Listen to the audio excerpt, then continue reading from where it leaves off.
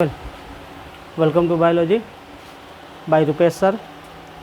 इसके पिछले वीडियो में हम लोगों ने देखा था उत्परिवर्तन, और उत्परिवर्तन कंप्लीट हम लोग देख चुके हैं। क्लास 12 का सेशन चल रहा है। क्लास 12 के विद्यार्थियों का एनसीईआरटी का चैप्टर 5 चल रहा है, और उस चैप्टर 5 जो कि वंशागत एवं विविधता का सिद्धांत है, उस चैप्टर के अंत तक हम लोग पहुँच चुके हैं कंटिन्यू करके। अब चैप्टर के अंत तक पहुंच चुके हैं, तो यहाँ पे चल रहा है उत्परिवर्तन, ठीक है। और उत्परिवर्तन का महत्व पढ़ना है आज हम लोगों को, कि जो उत्परिवर्तन की क्रिया होती है, अर्थात जो ह्यूगो डी ब्रेज ने बताया था कि जीवों में जो अचानक और अस्थायी परिवर्तन होता है उसका क्या महत्व हो सकता है, ठीक है। तो उत्परिवर्तन को पढ़ने से पहले आपको बता दें कि यदि आप चैनल पर नए हैं तो इस चैनल को सब्सक्राइब करें, लाइक करें, कमेंट करें और ज़्यादा से ज़्यादा शेयर भी करें, ठीक है। तो हम लोग देखते हैं क्या बाबू, तो इम्पॉर्टेंस ऑफ म्यूटेशन, ठीक है। उत्परिवर्तन का महत्व।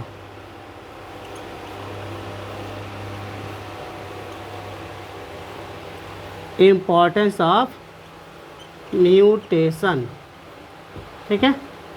माने कि उत्परिवर्तन की जो क्रिया होती है आखिर वह किस प्रकार लाभदायक हो सकती है, ठीक है। उसका इस्तेमाल कहाँ कहाँ किया जा सकता है, या उत्परिवर्तन की क्रिया जो होती है जीवों में जो होती है वह किस प्रकार से लाभदायक होती है, ठीक है।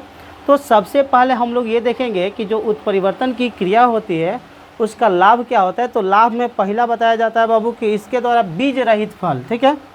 इसके द्वारा बीज रहित फल, बीज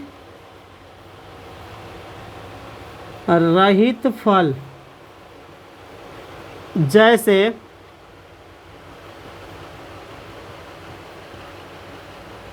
बीज रहित फल जैसे केला, अंगूर एवं संतरा इत्यादि विकसित कराए जाते हैं, ठीक है। जैसे केला, अंगूर एवं संतरा क्या कराए जाते हैं बाबू, तो विकसित कराए जाते हैं, ठीक है। इसके द्वारा ये बीज रहित फल विकसित कराए जाते हैं, अर्थात उत्परिवर्तन की क्रिया आर्टिफिशियल रूप से कराकर, ठीक है, बीज रहित फल विकसित कराए जाते हैं। जैसे केला हो गया, अंगूर हो गया, संतरा हो गया, इन सब का विकास कराया जाता है, ठीक है। अब कह रहा है कि इसके द्वारा जो होता है कृषि योग्य फसलों का विकास कराया जाता है, ठीक है। कृषि योग्य फसलों का विकास कराया जाता है। कृषि योग्य फसल, कृषि योग्य फसलों का विकास कराया जाता है। इसके द्वारा कृषि योग्य फसलों का विकास कराया जाता है, ठीक है। मतलब कहने का अर्थ है कि पौधों में उत्परिवर्तन की क्रिया कराकर म्यूटेंट वैरायटी, मतलब हाइब्रिड गुण के अधिक क्षमता वाले पौधे विकसित कराए जाते हैं, जिनका उत्पादन क्षमता जो होती है वो भी काफ़ी अधिक होती है, ठीक है। तो इसके द्वारा कृषि योग्य फसलों का विकास कराया जाता है। अब कह रहा है कि यह जीवों की नई जातियों के विकास में, ठीक है, उत्परिवर्तन जो है नेचुरली कहाँ यूज होता है, तो जीवों की नई जातियों के विकास में, ठीक है। जीवों के नई जातियों के विकास में सहायक होता है, ठीक है।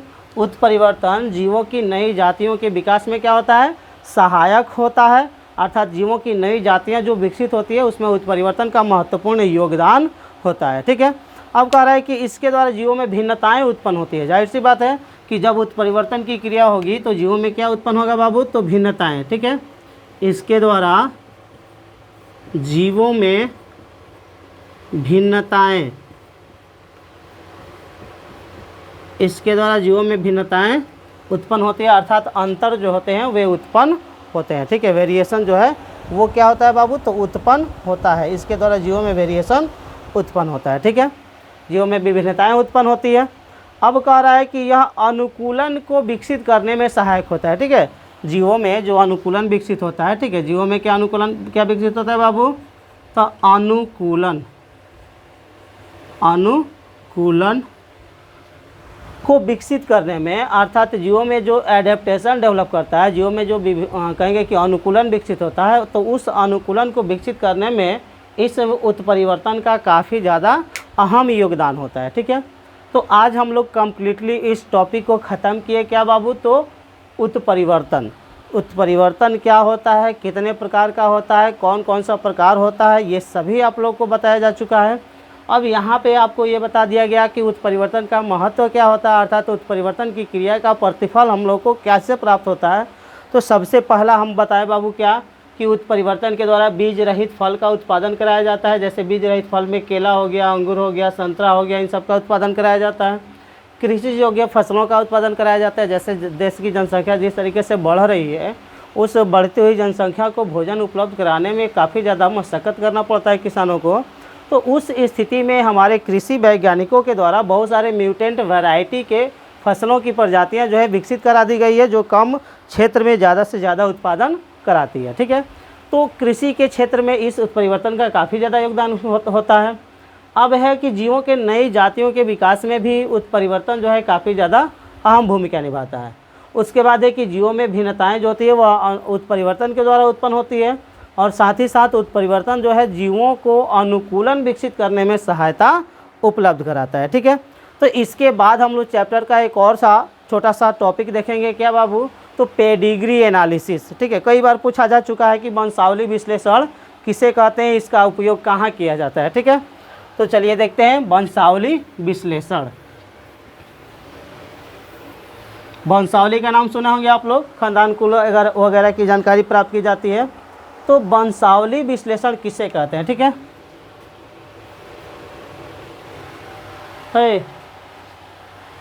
इंक डाल में दोनों।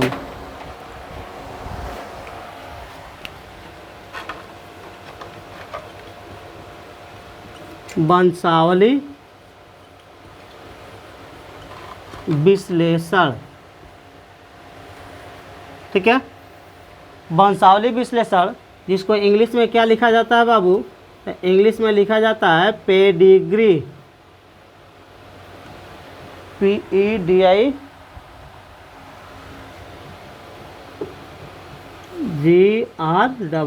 Pedigree analysis. ठीक है, तो पेडिग्री एनालिसिस किसे कहते हैं, वंशावली विश्लेषण किसे कहते हैं। तो बताया जाता है कि जब आनुवंशिक गुणों की वंशागति को, अर्थात जब आनुवंशिक लक्षणों के एक पीढ़ी से दूसरे पीढ़ी में जाने की क्रियाओं को ग्राफ के द्वारा सूचित किया जाता है। ठीक है, जब आनुवंशिक लक्षणों के एक पीढ़ी से दूसरे पीढ़ी में, अर्थात खानदान कैसे आगे बढ़ता है, जब ये चित्र के द्वारा प्रदर्शित किया जाता है, तो उस क्रिया को हम लोग वंशावली कहते हैं। और उसका जो विश्लेषण किया जाता है, जब उसका तर्क वितर्क किया जाता है, तो उसको हम लोग वंशावली विश्लेषण कहते हैं। ठीक है, आनुवंशिक लक्षणों के एक पीढ़ी से दूसरे पीढ़ी में जाने की क्रियाओं को वंशावली कहते हैं। और उसके